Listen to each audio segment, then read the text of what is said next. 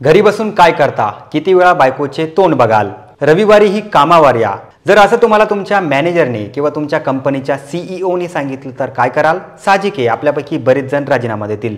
पण हे वक्तव्य केलं आहे L&Tच्या सीईओने. नेमकं प्रकरण काय समजून घेऊया आपण या व्हिडिओमधून.